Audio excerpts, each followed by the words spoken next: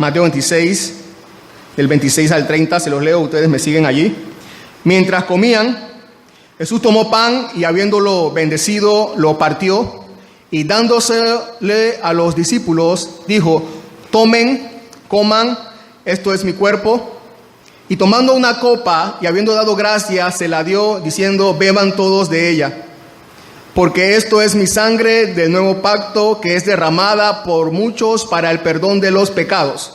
Les digo que desde ahora no beberé más de este fruto de la vid hasta aquel día cuando lo beba nuevo con ustedes en el reino de mi Padre.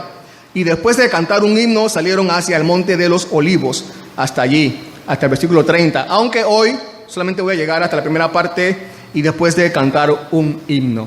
Ya la siguiente semana entonces se tocará más específicamente o algo sobre la segunda parte.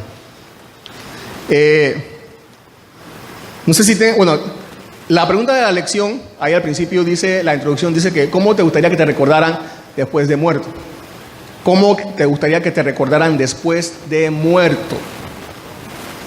Pues saben que todos los 2 de noviembre se celebra el Día de los Difuntos, ¿no? El Día de los Muertos. Y las personas van, la mayoría de las personas van a los cementerios para llevarle flores a sus seres queridos y se sientan allí a conversar con el papá, con la mamá, con el tío, con el hijo, ¿no? Cómo le va y todo eso. Es un día especial, ¿no? Para muchos, celebrar y poder recordar cómo era esa persona, cómo vivía, la enseñanza que dejó y todo lo demás, ¿no? Es especial para algunos. No sé si, yo no creo que haría eso. No sé ustedes, eso es personal, ¿no? No me veo yendo al cementerio a llevarle flores. Pero bueno, lo que vamos a ver hoy es precisamente que Jesús dejó un mandato para celebrar su muerte. Un dato curioso, ya ustedes lo deben saber, pero no hay mandato. Jesús no dejó mandato para celebrar su nacimiento. No hay mandato. La Biblia no registra ningún mandato para celebrar su nacimiento, pero sí Jesús registra un mandato para celebrar su muerte. Y vamos a ver por qué.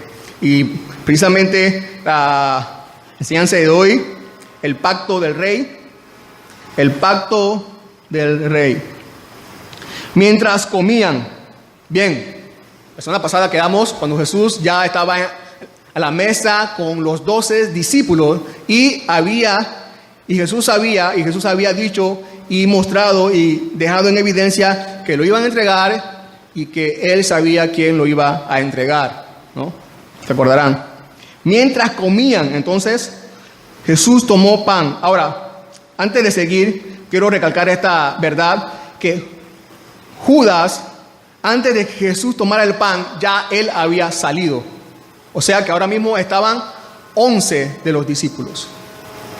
Juan 13:30 nos dice que Judas ya había salido antes de que Jesús instituyera lo que conocemos como la Santa Cena. Y Judas, después de recibir el bocado, salió inmediatamente y ya era de noche. Judas no estaba al momento de lo que Jesús va a hacer. Judas ya había salido, así que quedaban solamente los 11 discípulos. Fíjense, dice que ya era de noche. Y recuerden que estamos en ¿qué día? En el día jueves. Estamos en el día jueves. Alguien escribió, si lo quiero leer con respecto a esto, dice: en este Evangelio de la luz, o sea, de Juan, habla que contrastar las tinieblas a donde iba Judas al separarse de Cristo, que es la luz. Se entraba en el reino de las tinieblas que iban por medio de Judas, las tinieblas, ¿no? A luchar contra la luz. Juan dice que ya era de noche cuando Judas salió. No solamente era de noche afuera, también era de noche en el corazón de Judas. Estaba oscuro el corazón de Judas, ¿no? Entonces, si vas en dirección contraria a Jesús, estás viviendo en oscuridad. Si vas en dirección contraria hacia Jesús, estás viviendo en oscuridad, como Judas lo estaba. Recordemos que Jesús es la luz. Eso fue lo que enseñó en el Evangelio de Juan, que Él es la luz. Y solamente en Jesús podemos experimentar una vida de día. Y un día que nunca termina, un día eterno para todos los que hacen la voluntad de Dios. Un día que no tiene fin. Ni siquiera la muerte podrá opacar ese día que tenemos en Cristo. Tomó pan. ¿Para qué clase de pan? ¿Qué clase de pan tomó Jesús? Tenemos que recordar que estaban celebrando la fiesta de los panes sin levadura, ¿no es así? ¿Se acuerdan? Y hago la pregunta, porque todo cristiano le interesa saber que está haciendo lo que es bíblico. Así que yo pregunto, o alguien podría preguntar, ¿qué clase de pan comió Jesús? ¿Qué clase de pan comieron sus discípulos? ¿Sin levadura o con levadura? Recuerden que era la fiesta de los panes sin levadura. ¿Qué clase de pan? Entonces, nos interesa saber, porque queremos ser lo más bíblico posible. Y si es sin levadura, ¿por qué comemos pan con levadura y no sin levadura?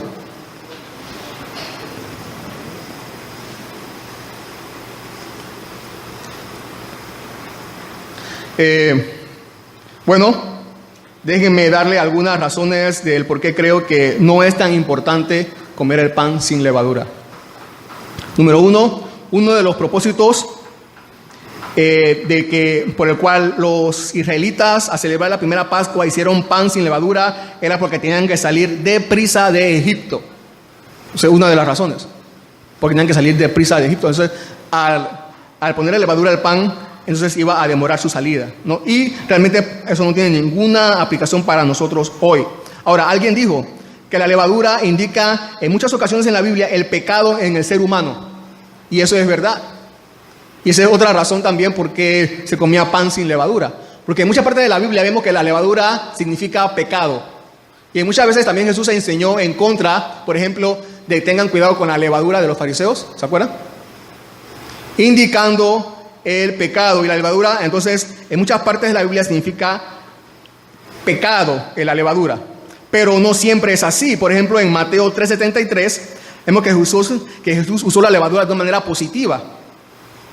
Le dijo otra parábola: el reino de los cielos es semejante a la levadura que una mujer tomó y escondió en 3 medidas, 39 litros de harina, hasta que todo quedó fermentado. Hablando del crecimiento del reino de Dios, cómo se iba expandiendo el reino de Dios. Así que en algunas ocasiones también la levadura fue usada de una manera positiva y no tan solamente negativa. Ahora, la palabra que se usa en el versículo 17, que vimos la semana pasada, donde habla de que comenzaba la fiesta de los panes sin levadura, es la palabra asumos, y se usa específicamente para hablar de panes sin levadura. Era la fiesta de los panes sin levadura. Y ahí Mateo, dirigido por supuesto por el Espíritu Santo, entonces escribió esa palabra, asumos, panes sin levadura. Era una palabra que se usaba específicamente para panes sin levadura. Pero la palabra que usa Jesús aquí, cuando Mateo dice que Jesús tomó pan, no es la misma palabra. No es la misma palabra. Mateo, inclusive Marcos y Lucas también cambiaron la palabra. Es la palabra en el griego artos. Artos, sin H. Artos. Y se usa para referirse a cualquier tipo de pan. Cualquier tipo de pan. Puede ser un pan con levadura o un pan sin levadura. Un pan sin levadura o un pan con levadura. Así que, ¿por qué hacen el cambio? ¿Por qué? Dirigido por el Espíritu Santo. ¿Por qué Mateo, Marcos y Lucas, que narran la Santa Cena, por qué cambiaron la palabra? ¿Por qué no escribieron la misma palabra específica para referirse a pan sin levadura? Eso me hace ver a mí que entonces el margen, ¿no?, se amplía. Cualquier tipo de pan, con levadura o sin levadura. Ahora, alguien puede decir, pero si vemos el contexto de los días, era la fiesta de los panes sin levadura. Y lo más probable es que Jesús y los discípulos comieron allí pan sin levadura por el contexto de la fiesta. Y eso es verdad. Pero si nos fijamos bien, Jesús, al comer esta última cena, Jesús está rompiendo todo el esquema de lo que era la cena de la Pascua. Jesús rompió todo el esquema de lo que era la cena de la Pascua. Jesús está siguiendo su guión, un guión diferente para celebrar la última cena con sus discípulos.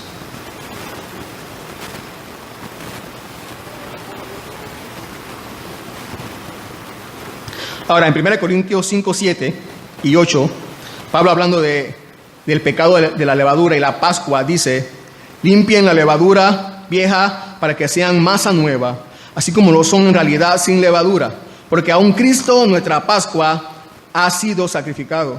Por tanto, celebremos la fiesta no con la levadura vieja, ni con la levadura de malicia y maldad, sino con panes sin levadura y sinceridad y de verdad. Claro, Pablo está hablando aquí de una manera espiritual, ¿no?, de vivir una vida santa. Pablo aquí no está hablando de cómo celebrar la Santa Cena. Pablo no está hablando sobre eso, ni mucho menos Pablo aquí nos está enseñando qué clase de pan debemos usar al momento de celebrar la Santa Cena. Lo que dice es que debemos limpiarnos del pecado, y pone el ejemplo de los panes sin levadura que se comía en la fiesta de los panes sin levadura. Tenemos que recordar algo, que Jesús nos dio, como vamos a ver, una indicación de qué significa ese pan. Significa su cuerpo quebrantado, su cuerpo partido. Ese es lo que Jesús nos indica, que es lo que significa el pan. Jesús no dijo nada sobre que el pan sin levadura de la Santa Cena iba a significar el pecado que hay en nosotros. Jesús no dijo nada sobre eso.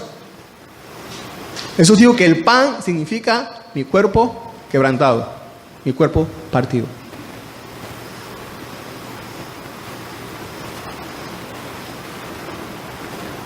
Así que Jesús cambió el formato de la Santa Cena, ¿no? Y por esas razones es que creo que el pan puede ser tanto sin levadura como con levadura. Qué bueno que es así. Qué bueno que es así. Para guardarnos del legalismo inclusive literal. Ahí dice que bendijo y habiéndolo bendecido, lo partió. Cuando comemos el pan en pedacitos, que lo recibimos partido, tenemos que recordar que no partimos el pan y no comemos el pan partido para que alcance más. Esa no es la idea. La idea, como dice Jesús, es para recordar su cuerpo que es partido. Es representando el cuerpo de Jesús partido o quebrantado. Y se refiere al nivel de sufrimiento del daño, que sufriría el cuerpo de Jesús, su cuerpo partido, quebrantado. Jesús no fue descuartizado. Jesús no fue con un cuchillo, nadie lo agarró y comenzó a partirlo, ¿no? El cuerpo de Jesús no fue descuartizado. Pero yo creo que eso hubiera sido más cómodo, mucho más cómodo a todo el sufrimiento que pasó Jesús en su cuerpo. Todo el maltrato físico que Jesús experimentó en esas horas. Y fíjese, estas no debieron ser palabras fáciles de pronunciar. No fueron palabras fáciles de pronunciar. Estas fueron las palabras más difíciles de pronunciar que alguien en toda la historia del mundo haya dicho. Nadie en toda la historia de este mundo ha dicho palabras más difíciles de pronunciar que la que Jesús estaba diciendo ahí. Su cuerpo iba a ser partido. Ahora déjenme avanzar para poder entonces resaltar la verdad que vemos en este versículo y también en el que sigue con respecto a tomar la copa. Debemos avanzar. Y tomando, dice el 27, una copa, y habiendo dado gracias, se la dio diciendo, beban todos de ella. Todos bebieron de la copa, no solamente Jesús, todos lo hicieron.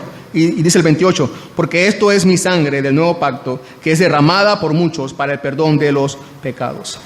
Porque esto es mi sangre del nuevo pacto. Y aquí entonces habla de su muerte. Cuando hay sangre hay muerte. Del nuevo pacto. Saben, la Biblia se divide en dos grandes partes, ¿no? ¿Cuáles son? Antiguo Testamento y Nuevo Testamento. Realmente sería mejor llamarlo el Antiguo Pacto y el Nuevo Pacto, porque es de lo que se trata la Biblia. El Antiguo Pacto y el Nuevo Pacto, antes de Cristo y después de Cristo, o más bien sería antes de la muerte de Cristo y después de la muerte de Cristo. El Antiguo Pacto y el Nuevo Pacto. El Antiguo Pacto antes que Jesús muriera y el Nuevo Pacto después de que Jesús murió. Fue en el Edén, con Adán, que fue hecho el primer pacto, cuando Dios le dijo a Adán, si haces esto, vivirás. Si no lo haces, morirás. Ese fue el primer pacto. Tenemos que recordar que cuando la Biblia habla del pacto que Dios hace con los hombres o con el ser humano, es un pacto unilateral. Jesús es el único que pone las reglas y las normas. Jesús no se sienta a negociar con el hombre, ¿no? Mira que vamos a hacer un pacto, dime cuáles son los beneficios que tú quieres. No, Jesús pone las reglas, Jesús pone los beneficios. Así es que Dios nos ha revelado su pacto a través de toda la Biblia. Entonces Dios le dijo a Adán, y ahí vemos el primer pacto, haz esto y vivirás, no lo hagas y morirás. En Romanos 5, 12 dice, por tanto, tal como el pecado entró en el mundo por medio de un hombre, y por medio del pecado la muerte, así también la muerte se extendió a todos los hombres, porque todos pecaron. Todos pecaron. Y dice también el versículo 17, porque si por la transgresión de un hombre, hablando de Adán, por este reinó la muerte, mucho más reinarán en vida por medio de un hombre. ¿Ese hombre quién es? Jesucristo. Los que reciben la abundancia y la gracia y el don de la justicia. Primer pacto hecho con Adán, con el primer Adán. Dice allí que se transgredió. Adán transgredió. Se rebeló en contra del pacto. Quebrantó el pacto, Adán. Y en Adán todos pecaron. Todos pecamos. Todos hemos quebrantado el pacto, el primer pacto.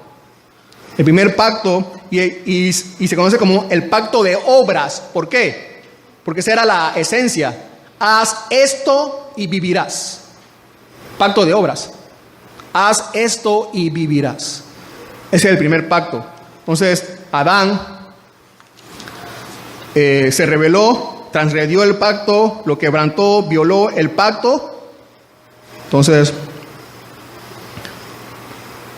murió. Como vemos, el relato, murió. Jesús le dice nuevo, pero eso no significa que el primero o que el antiguo va a dejar de existir. Como las cosas o como cualquier objeto que compramos nuevo del año, ¿no? Eso no significa que el objeto de los años anteriores va a dejar de circular o de existir.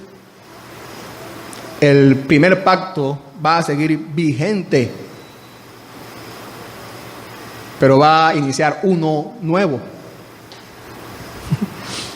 El sacrificio de Jesús, la muerte de Jesús es el nuevo pacto.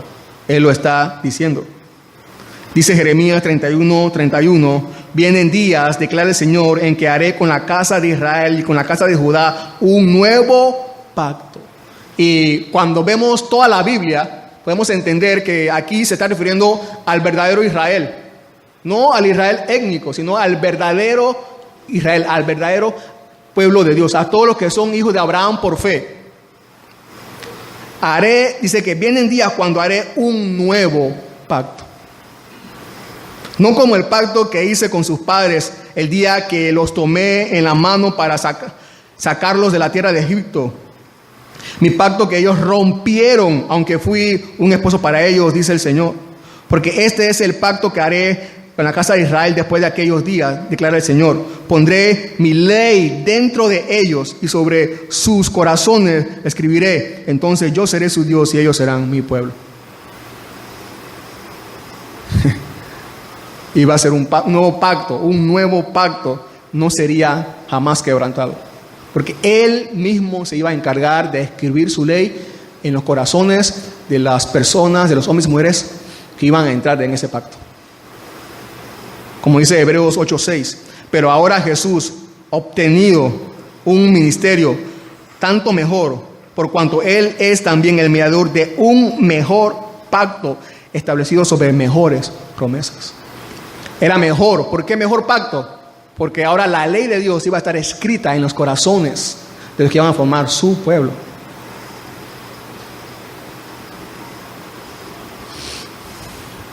Ya no se trata de lo que yo debo hacer para vivir, sino de lo que Jesús hizo para que yo viviera.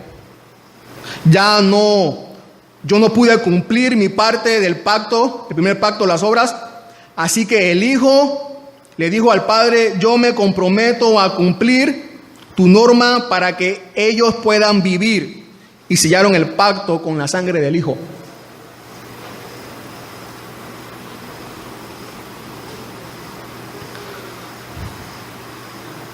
El antiguo pacto es: haz esto y vivirás.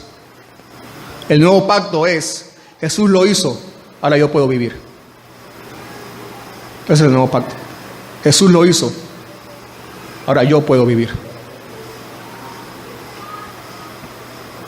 Otro ejemplo vemos en Génesis, ¿no? Cuando Adán quebrantó el pacto.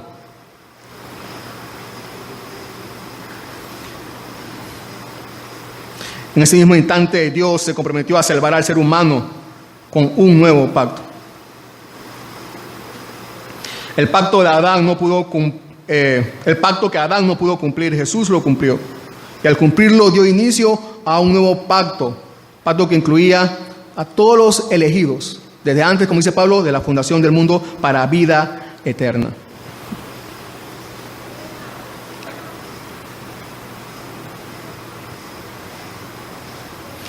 Cuando Adán y Eva se dieron cuenta de que estaban desnudos, Dios, para cubrirlos, mató a un animal. Lo vemos en Génesis 3:21. El Señor Dios hizo vestiduras de piel para Adán y su mujer y los vistió. Ahí estaba.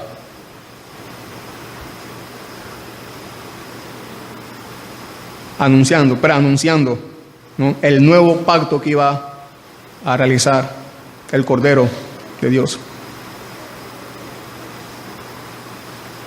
Así que, ¿estás en Cristo o estás fuera de Cristo? ¿O estás bajo el antiguo pacto o tú estás bajo el nuevo pacto? Solamente hay dos pactos.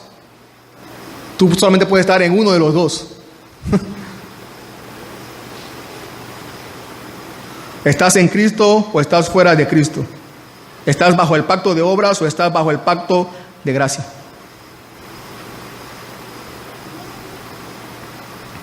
Allí Jesús, según Mateo, Jesús continúa diciendo: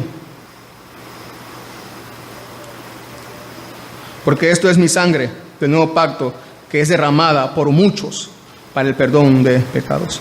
Por muchos. ¿Quiénes son esos muchos? Y hablando de esto, también vemos en Lucas 22:19 que Lucas dice algo parecido cuando Jesús partió el pan. Y tomando el pan, después de haber dado gracias, lo partió y les dio diciendo: este es mi cuerpo que por ustedes es dado.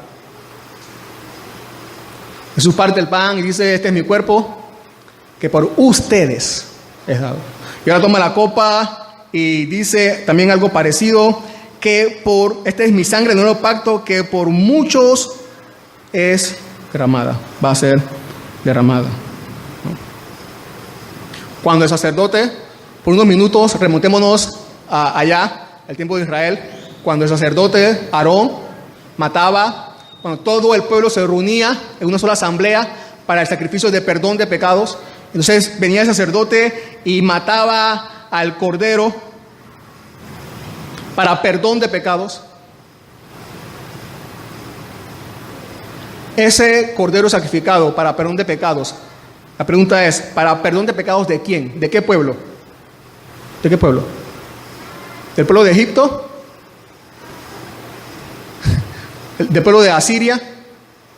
¿De Siria o del pueblo de los pueblos de Canaán junto con el pueblo de Israel?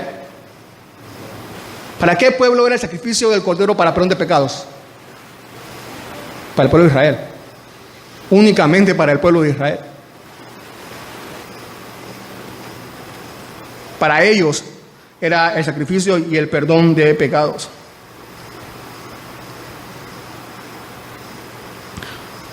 Solamente para el pueblo de Israel. Lo que pasaba allí en este momento no era un adelanto de lo que Jesús iba a hacer por toda la humanidad. Era un adelanto de lo que Jesús iba a hacer por su pueblo. Por su pueblo. Como le dijo el ángel a María, ¿no? Llamará su nombre Jesús porque Él salvará a su pueblo de sus pecados. Por su iglesia. Los muchos es todo el pueblo de Dios. Los muchos son todos aquellos que han creído y creerán. Esos son los muchos. Los muchos son todos aquellos que han sido elegidos desde antes de la fundación del mundo. Y el sacrificio era para perdón de pecados. Ese era el propósito. Jesús no murió como un mártir para darnos un ejemplo a la humanidad de cómo vivir una vida honesta o correcta o ejemplar. Eso no fue el propósito de Jesús. Jesús tenía que morir para que nosotros pudiéramos ser perdonados. Ese fue el propósito de la muerte de Jesús. Ninguna otra muerte es tan trascendental o es trascendental como esta. Ninguna otra muerte se puede igualar a la muerte de Jesús. Tú necesitas el perdón de Dios.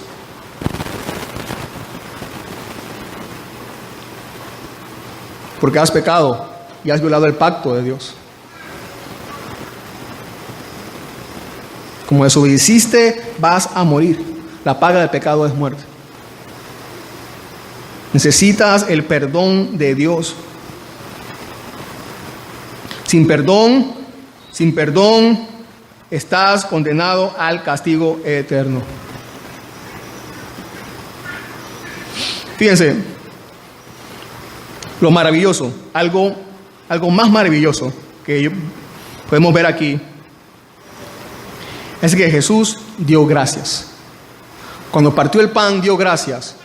También cuando repartió la copa, también dio gracias. Claro, se daba gracias porque se iba a comer. Era parte también del ritual, ¿no? Dar gracias. Pero Jesús dio no tan solo gracias sabiendo que iba a comer. Jesús sabía que iba a morir y de tal muerte. Y sabiendo eso, aún así también dio gracias. Y me gusta cómo lo dice o cómo lo explica el escritor de Hebreos del por qué Jesús tenía este corazón agradecido aún por todo el sacrificio que iba a pasar. Hebreos 12:2, puestos los ojos en Jesús, el autor y consumador de la fe, quien por el gozo puesto delante de él soportó la cruz, despreciando la vergüenza, y se ha sentado a la diestra del trono de Dios. Ese es algo maravilloso. Ese es algo maravilloso. Dice que Jesús sabía que iba a ir a la cruz. Sabiendo que soportó la cruz. Porque Jesús iba a la cruz porque le esperaba un gozo glorioso. El gozo glorioso que él veía opacó todo el sufrimiento que iba a recibir. Por eso aún así él podía dar gracias.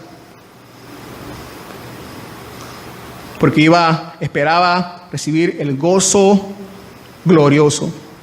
Y por eso es que tú y yo podemos vivir esta vida con la misma gratitud.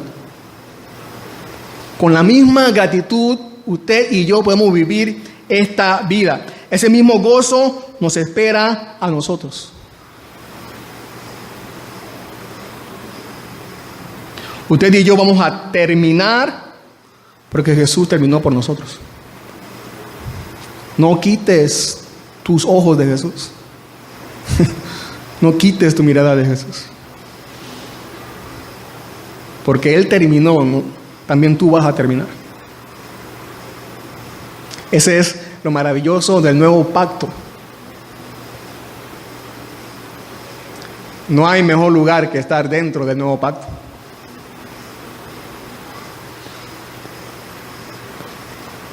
Les digo, dice el 29, que desde ahora no beberé más de este fruto de la vid, hasta aquel día cuando lo beba nuevo con ustedes en el reino de mi Padre.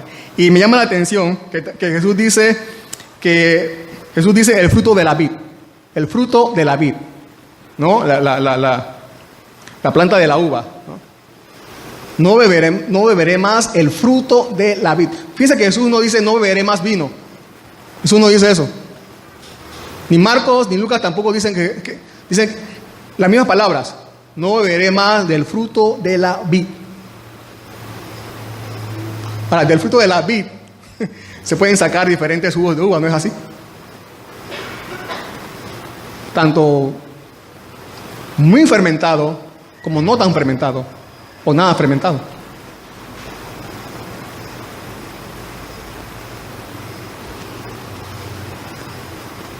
Y otra vez, lo digo porque entonces, ¿qué clase de vino debemos tomar? ¿Qué clase de jugo debemos tomar? Bueno, pero alguien puede decir, pero Jesús dijo el fruto de la vid, pero se supone que era vino, ¿no es así? Se supone que era vino, porque era lo que tomaban vino. Sí, pero el asunto es que Jesús dijo el fruto de la vid, no dijo vino. Y bueno, si queremos ser bíblicos, entonces tendríamos que investigar el nivel de fermentación que tenía el vino que tomó Jesús. ¿Y quién puede saber eso? Nadie puede saber eso. Así que me da alegría que Jesús usó la frase el fruto de la vid. Porque podemos estar confiados de que el jugo que tomamos de uva está bien.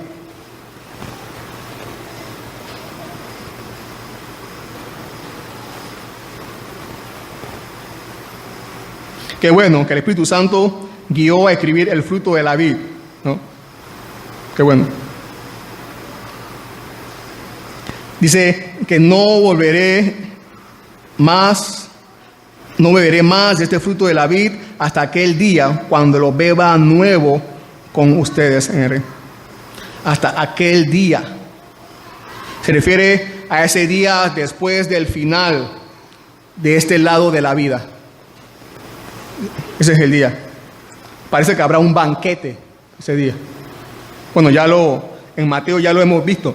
Esta cena, este banquete que Jesús cuenta en sus parábolas. Apocalipsis 19:9. El ángel me dijo: escribe, bienaventurados los que están invitados, los llamados a la cena de las bodas del Cordero. También me dijo, estas son palabras verdaderas de Dios. Bienaventurados los que están invitados a la cena de las bodas del Cordero. Es Se está refiriendo a la misma cena que Jesús está mencionando aquí en Mateo 26. La misma cena.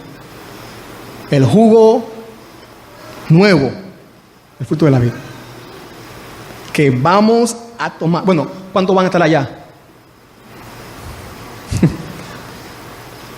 ¿Vas a estar tú allá? ¿Vas a estar tú allá en esa cena? Ahora, recuerda que para entrar tienes que estar vestido apropiadamente, ¿no? Con el vestido de la cena. No con tu propio vestido, como vimos en la parábola, sino con el vestido nuevo de Jesucristo.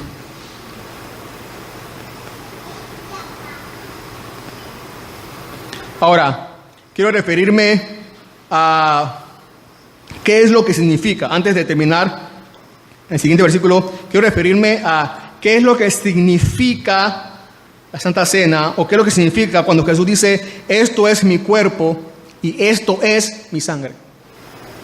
Esto es mi cuerpo y esto es mi sangre. ¿Saben? Bueno, déjenme hacerlo rápidamente. Históricamente ha habido 4 interpretaciones. 4 interpretaciones.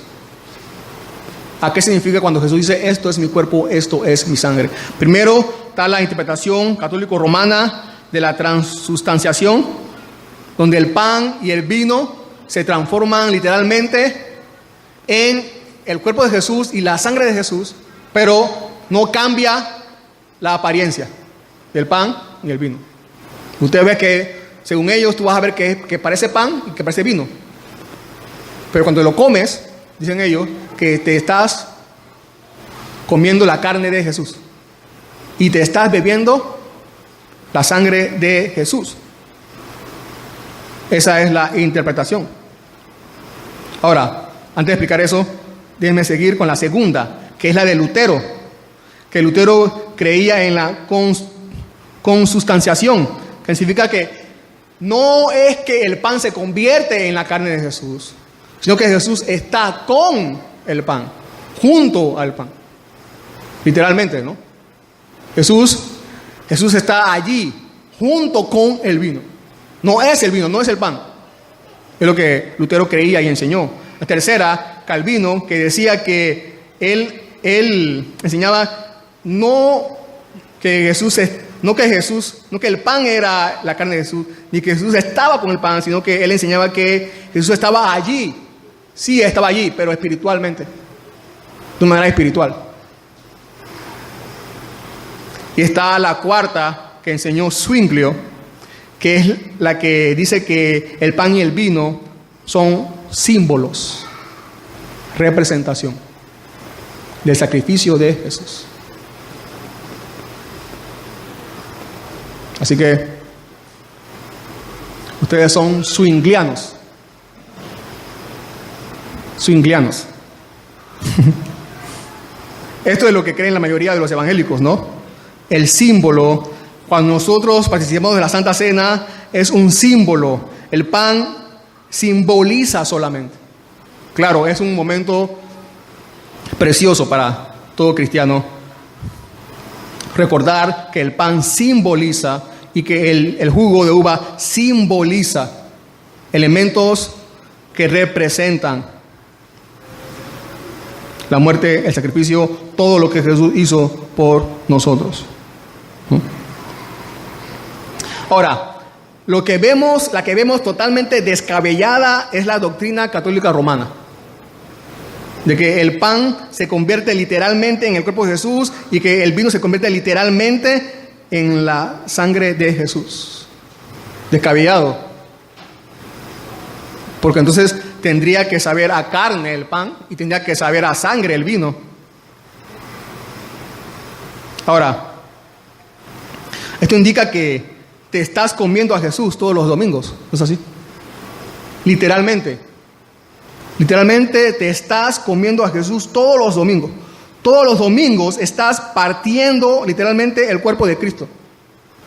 Todos los domingos. Todos los domingos se está haciendo sacrificando a Jesús. Cuando la Biblia enseña que solamente hubo un sacrificio y ya. También otra pregunta que podemos hacernos entonces, ¿cuántos cuerpos tenía Jesús en ese momento cuando dijo esto es mi cuerpo? ¿Tenía 2 cuerpos entonces? ¿O qué parte del cuerpo Jesús arrancó cuando tomó el pan y dijo esto es mi cuerpo?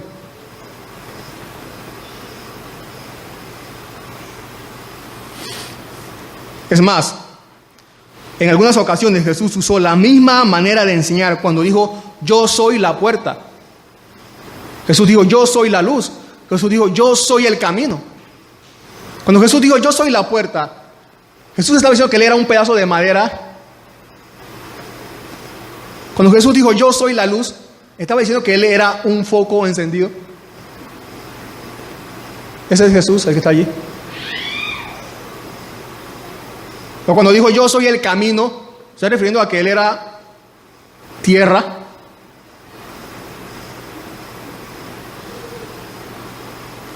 Así que vemos esto algo totalmente, esta doctrina no concuerda con lo que la palabra enseña acerca de Jesús, ni quién era Jesús. ¿Cuántas veces se debe celebrar? 1 Corintios 11:25.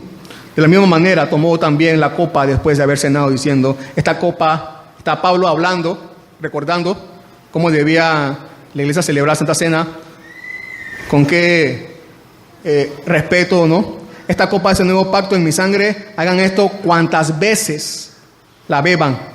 En otras palabras, todas las veces que lo hagan. No hay un número específico para celebrar la Santa Cena. Puede ser una vez a la semana, cada domingo, puede ser una vez al mes, como lo hacemos nosotros, o puede ser una vez al año también. También, inclusive, puede ser esta manera, este método que nosotros inventamos, por decirlo así, puede ser abierta o cerrada. Hay iglesias en donde la Santa Cena es cerrada. Solamente la toman los miembros de esa iglesia. Aunque venga una persona de otra iglesia ese domingo, esa persona no puede participar de la Santa Cena. No puede. Aunque venga un pastor, otro pastor, a visitar esa iglesia, ese pastor no puede participar de la Santa Cena. Esa es la Santa Cena cerrada, únicamente para los miembros de esa iglesia local. También está la cena abierta, ¿no? Que aunque tú no seas miembro de esa iglesia, pero si eres miembro de otra iglesia, puedes participar de la Santa Cena junto con esa iglesia, que es lo que hacemos nosotros hasta ahora.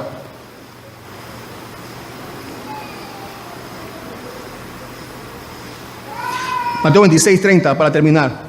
Y después de cantar un himno, salieron.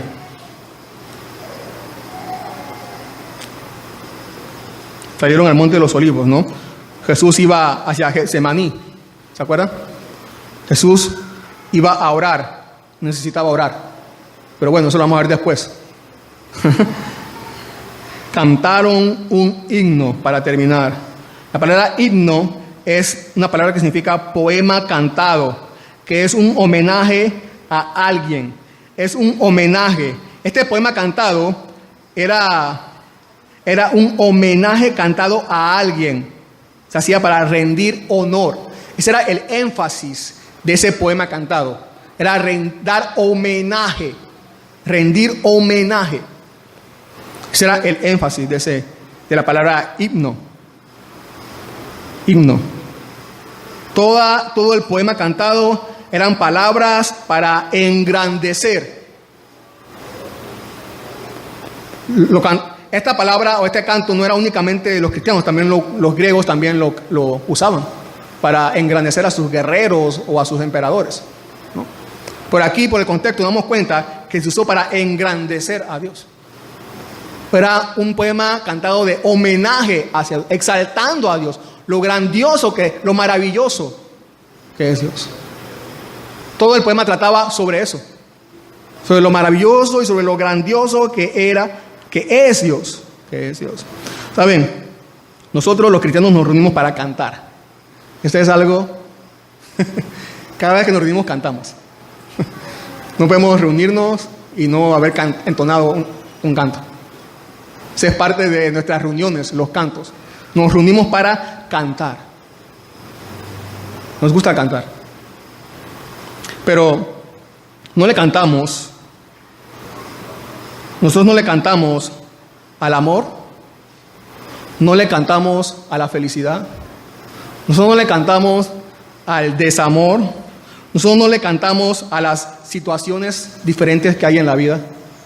Nosotros no le cantamos a la bebida o a la comida. Nuestras canciones no tratan esos temas. No le cantamos tampoco al romanticismo o nada. Nosotros nos reunimos para cantar una sola cosa, una sola verdad. Nosotros tenemos un solo motivo para cantar. Y es a Jesús y su amor por nosotros. Ese es nuestro único motivo para cantar. Jesús y su amor por nosotros. No tenemos en nuestro corazón, no hay otro motivo para cantar que no sea ese. En el corazón de un verdadero cristiano no hay otro motivo para cantar que no sea hablar acerca de lo que Jesús hizo por mí. ¿Está bien? Yo no sé si yo soy fanático o religioso. Para algunos lo soy. Pero es que Jesús me salvó. Jesús me salvó. Jesús perdonó mis pecados. Jesús perdonó los pecados más grandes que un hombre haya podido cometer, los míos.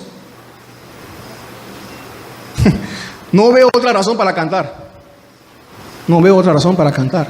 No tengo en mi corazón otro motivo, otro tema que no sea cantarle a Él.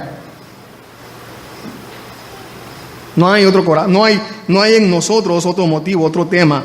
No hay en nuestro corazón otras palabras que no sean de gratitud y de exaltar a aquel que perdonó nuestros pecados. No queremos cantarle a nadie ni a nada más, solamente a Él. Engrandecer a Dios. Él nos ha introducido a un mejor pacto, al mejor de los pactos, al pacto eterno de su gracia.